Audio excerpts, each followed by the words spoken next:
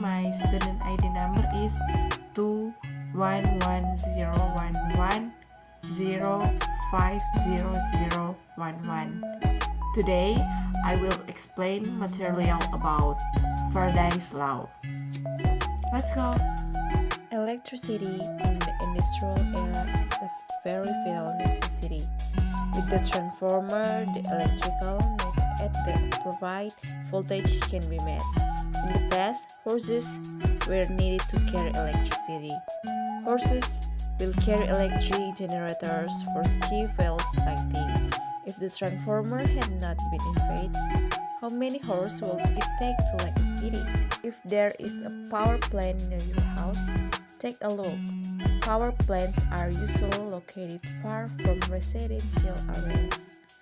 To carry electrical energy, or better known as the transmission of electrical power, a very long cable is needed. Such a cable can lower the voltage. Therefore, we needed a tool that can increase the voltage again as needed. And you must have seen a Bluetooth mode on a power pole.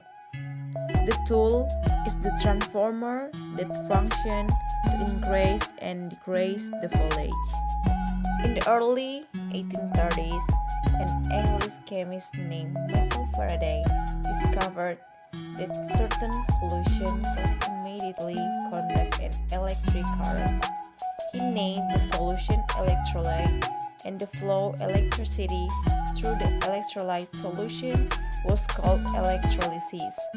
Next, Michael Faraday conducted an experiment to examine the relationship between the amount of current flowing in an electrolysis with the amount of reacting substance.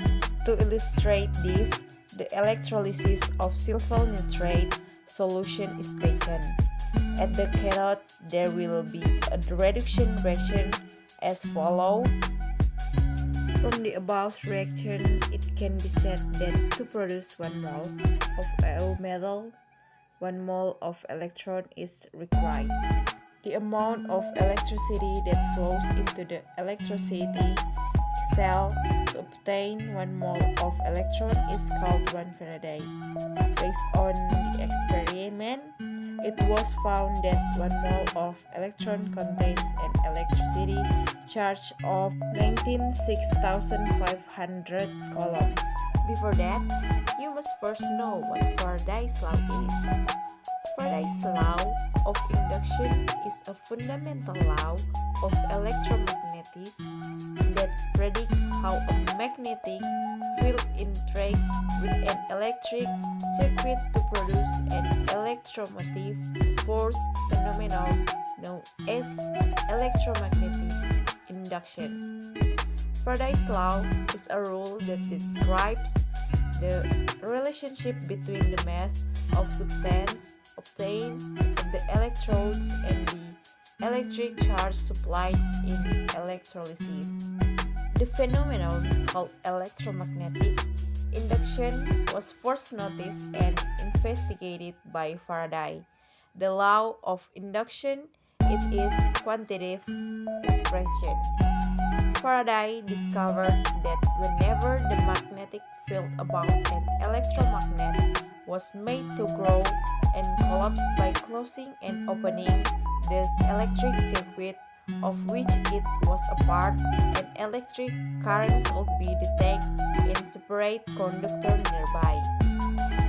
Moving a permanent magnet into and out of a coil of wire also induced a current in the wire while the magnet was in motion. Moving a conductor into a stationary permanent magnet caused a current to flow in the wire too as long as it was moving. Michael Faraday, during the electrolysis process, saw that each atom obtained will be carried by 1 mole of electron. Thus, a constant was found to calculate the magnitude of the charge in 1 mole electron, which can simply the calculation of electrolysis stoichiometry. Faraday constant is 96,500 coulomb.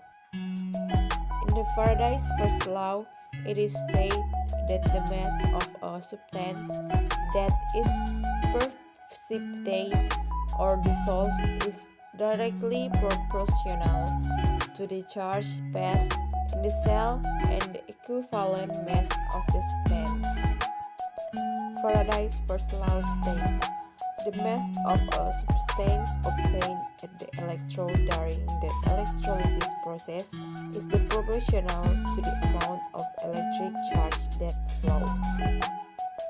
From the sum above, we can see that the mass of the product, or W, deposit of the electrode will increase as long as it is accompanied by an increase in the electric charge, or Q, used, then W and Q.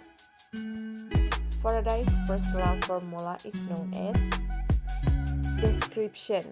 W is the mass of the resulting substance, or gram. A is the equivalent mass. E is the current, or amperes.